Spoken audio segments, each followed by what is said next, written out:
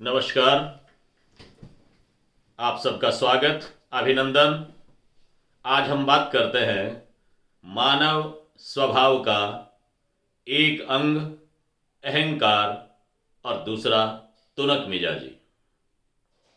अहंकार और तुनक मिजाजी हमारे व्यक्तित्व में ऐसी कमजोरियां हैं जो कि व्यक्ति को किसी भी काम पर, किसी भी रास्ते पर ठीक से चलते हुए विचलित कर देती हैं।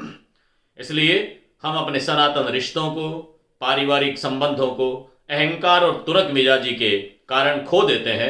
एक राजस्थानी लोक साहित्य का बहुत प्रसिद्ध काव्य है जिसमें कवि ने अहंकार और तुनक मिजाजी पर ठीक से समझाने का प्रयास किया है। मैं आपसे वही बात करने वाला हूं। समुद्र और हंस के बीच का संवाद है, बीच में कवि आता है, कवि समझाता है किस तरह से समुद्र का अहंकार, हंस की तुनक मिजाजी कवि की समझदारी पर भारी पड़ती है और दोनों इतने अजीज प्रेमी हैं, दोनों एक दूसरे की शोभा बढ़ाने वाले हैं। जह तरवर तह मोरिया, जह सरोवर तह हंस, जह बाघो तह भारमली, जह दारू तह मंस। राजस्थानी में कहा गया है कि तरवर पर मोर और सरोवर पर हंस, ये जोड़े हैं, लेकिन ये जोड़ा कैसे बिछुड़ता है। एक बार का प्रसंग है कि समुद्र के किनारे हंस और हंसिनी का जोड़ा रहता था। हंस हंसिनी के बच्चे समुद्र के किनारे पर खेल रहे होते हैं। छोटे बच्चे हैं, नवजात, जब वो पास में है, अभी पंख को संवारा ही नहीं है, पहली बार हंसिनी ने बाहर निकाला है। समुद्र अपने स्वाभाविक रूप से उल्लसित होता है और छोड़ें भरने लगता है, बाहर निकलता है, पानी थोड़ा सा बाहर आता है और समुद्र की छोड़ में हंस के बच्चे पानी में भीग जाते हैं। एक बार के लिए हंस हंसिनी को लगता है कि पानी के साथ में बह जाएंगे बच्चे। समुद्र की वो आनंद की क्रीड़ा हंस के लिए असहनीय हो जाती है। हंस समुद्र से कहता है, हे समुद्र, मत हो समद उतावलो लांबी छोड़ मलेह, आपे ही उड़ जावसी यद पाख संवारण देह, मत हो समद उतावलो लांबी छोड़ मलेह। हे समुद्र, इतना जल्दबाजी में मत आ और लंबी लंबी छोड़े मत भर, लंबी लंबी छलांग मत लगा अपने पानी से। मेरे बच्चे हैं या खेल रहे हैं, इन पर थोड़ा सा तो रहम कर, ये अपने आप उड़ जाएंगे। थोड़ा सा पंख संवारने दे, फिर तुम्हारी इस पानी की उछाल के बीच में कभी नहीं आएंगे, तुम इनको पकड़ भी नहीं पाओगे, ऊपर उड़ जाएंगे। थोड़ा सा समय इनको दे, थोड़ा सा रहम कर। समुद्र हंस की बात को अनसुना कर देता है। समुद्र तो जलराशि का अथाह भंडार है और जिसके पास में जिस भी प्रकार का धन होता वह अहंकार देता ही है। इसलिए समुद्र के पास में जल की राशि है, जल का भंडार है, जल का धन है, वो संग्रह है उसके पास में। समुद्र अहंकारी होता है, अहंकार में नहीं सुनता है। हंस को बुरा लगता है। हंस अपनी हंसनी को और बच्चों को लेकर के वहां से रवाना होने लगता है। मित्रों, कवि समझाता है हंस से और समुद्र दोनों से। जाते हुए हंस को देख करके समुद्र से कवि कहता है, सरवर हंस मनायले नेड़ा थका बहोड़, जा बैठा रड़ी आवणो तासू तानन तोड़। हे समुद्र, हंस को मना ले। नेड़ा थका बहोड़, बहोड़ माने वापस लाना, बावड़ना राजस्थानी में शब्द है। हे समुद्र, अभी तो हंस ज्यादा दूर नहीं गया है, पास ही है, इसको फिर से बुला ले।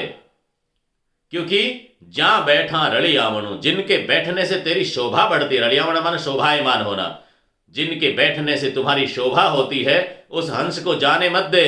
तासू तानन तोड़, उनसे तान नहीं तोड़नी चाहिए, उनसे संबंध विच्छेद नहीं करना चाहिए। इस तुम्हारे अहंकार में और हंस की तुनक मिजाजी में तुम्हारे संबंध में विच्छेद हो जाएगा, इसलिए मना लेना चाहिए। अहंकार में भरा हुआ समुद्र कवि की बात को ठीक से समझता नहीं है, क्योंकि अहंकारी व्यक्ति को अपने हितैषियों की बात हितकर लगती ही नहीं है। कवि की बात का जवाब हंस अपने अहंकार में ही देता है, समुद्र अपने अहंकार में ही देता है और कहता है कि हे कविराज, मैंने हंस को भेजा थोड़ी, अपनी मर्जी से जा रहा है ना, तो रहता ने बरजू नहीं और जाता न ल्याऊं बोड़, सरोवर में मोती घना तो आसी हंस करोड़। समुद्र को यह अहंकार है, हे कविराज, मैंने हंस को भेजा नहीं है, रहता ने बरजू नहीं। यदि उस हंस या रहना चाहता है तो रहे, मैं उसको ना नहीं करता हूं, इनकार नहीं करता हूं, लेकिन जाते हुए को मोड़ करके लाना, बुलाना, फिर से आग्रह करना, विनय अनुनय करना, ये मेरे वश का मामला नहीं है, मेरे स्वभाव में नहीं है। क्योंकि मेरे पास में मोती है, समंदर में मोती घना तो आसी हंस करोड़, करोड़ों हंस आ जाएंगे, मुझे क्या आवश्यकता है, एक हंस चला गया तो क्या फर्क पड़ने वाला है। हंस सुन लेता है दोनों का वार्तालाप, जा रहा होता है। जब प्रिय रूठ करके भी जाता है तो मनने की प्रतीक्षा करता रहता है, कोशिश करता है कि मुझे, जिनसे मैं रूठा हूं, मेरे प्रिय से, वो मुझे मनाएंगे। हंस को यह अपेक्षा थी कि कवि के कहने से समुद्र उसे मनाएगा, लेकिन समुद्र का ये जवाब सुनकर के हंस को बड़ा बुरा लगता है। हंस फिर से कहता है कि हे समुद्र, और घना ही आवशी, चिड़ी कमेड़ी काग, हंसा फिर नह आवशी, रे समंदर मदभाग। हे समुद्र, तू दुर्भाग्यशाली है, अभागा है। तुम्हारे यहां पर और बहुत से चिड़ियां, कमेडियां, कौवे आएंगे, लेकिन हंस फिर से नहीं आएगा। तेरा ये भाग्य फिर से जगने वाला नहीं है, तुमने अपने प्रिय को खोया है इस अहंकार में। हंस ये कह करके चल देता है। कवि उत्तर देता है, दोनों को मनाता है, लेकिन न तो हंस के समझ में आई बात, न आई समुद्र के समझ में। लेकिन समुद्र और हंस दोनों को समझाते हुए कवि निचोड़ देता है। हमारे जीवन में भी ऐसे बहुत से प्रसंग आते हैं। अंततोगत्वा जो न्याय निर्णय करने के लिए पंचायती जुटती है, यदि उसकी बात को आप मानते नहीं है तो वो कैसा निर्णय देती है, वैसा ही निर्णय कवि ने दिया। हंस और समुद्र दोनों को कहा, रहता ने बरजे नहीं और जाता न ल्यावे बोड़। तो हंसा ने सरवर घना और सरवर हंस करोड़।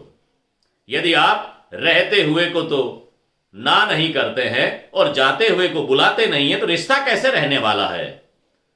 जो आए अपनी मर्जी से यहां बैठा रहे, आप उसका कोई स्वागत नहीं, उसका सम्मान नहीं, उसके यथेष्ट आप कहीं स्थान नहीं देते हैं, तो कैसे रहेगा। जा रहा है रूठ करके आपसे, आप मनाते नहीं हैं। तो कवि ने समुद्र से कहा कि रहता ने बरजे नहीं, जाता न ल्यावे बोड़। तो हंसा ने सरवर घना और सरवर हंस करोड़। हंस के लिए तो बहुत से समुद्र है और समुद्रों के लिए बहुत से हंस हैं, लेकिन ये ऐसा प्रेम जिसमें आप दोनों साथ में थे, वो प्रेम अब पुनः बनने वाला नहीं है। ये हंस तुम्हारे साथ नहीं रहेगा, और हे हंस, तुम्हें भी ऐसा समुद्र नहीं मिलने वाला है। सहज स्वभाव था हंस का, समुद्र का। उसने पानी में छलांग लगाई, उछाल मारा, पानी की छोड़ भरी। छोड़ भरना समुद्र का स्वभाव है। हंस को थोड़ा सा सोच लेना चाहिए था। वो तुनक मिजाजी में समुद्र से नाराज होकर के निकल पड़ता है। समुद्र अहंकार में उसे मनाता नहीं है। इस तरह आए दिन मित्रों, हमारे परिवार में, घर में, मित्र मंडली में, स्नेह संबंधियों में इस तरह की घटनाएं होती हैं। हम लोगों को सोचना चाहिए, जो कवि की भूमिका में तीसरा व्यक्ति कहीं पर आता है, वो परिवेश भी हो सकता है, वो परिस्थितियां भी हो सकती है, वो घटना दुर्घटनाएं कुछ भी हो, लेकिन वहां पर कोई व्यक्ति आपसे कहता है, पूर्वाग्रह और दुराग्रह नहीं करना चाहिए, उसकी बात पर विचार करना चाहिए। यदि समुद्र एक बार भी कवि की बात पर विचार करता और हंस को फिर से बुला लेता, तो सदैव साथ में ही रहे हैं। सरवर और हंस का जोड़ा है, वो बिछुड़ता है तो दोनों ही दुखी होते हैं। उसी तरह से हम प्रेम करने वाले, आपस में स्नेह करने वाले, भ्रातृभाव रखने वाले, मैत्री रखने वाले लोग जब बिछुड़ते हैं तो दोनों को ही दुख होता है। लेकिन एक अहंकार, दूसरे की तुरक मिजाजी इस संबंध पर भारी पड़ती है और फिर समझाने वाले लोगों की बात बेमानी लगती है। इसलिए मित्रों, हम इन दोनों से, अहंकार से बचें, तुनक मिजाजी से बचें, और तीसरा कोई हमारा हितैषी कुछ कहता है तो उसकी बात को ठीक से सुने, तवज्जो दें उसे और उस पर अमल करें, ऐसा मेरा निवेदन है। पुनः पुनः धन्यवाद। फिर किसी वीडियो के साथ में, किसी घटना के साथ में, किसी प्रेरक प्रसंग के साथ में हम मिलेंगे। धन्यवाद। जय हिंद, जय भारत, जय मां भारती।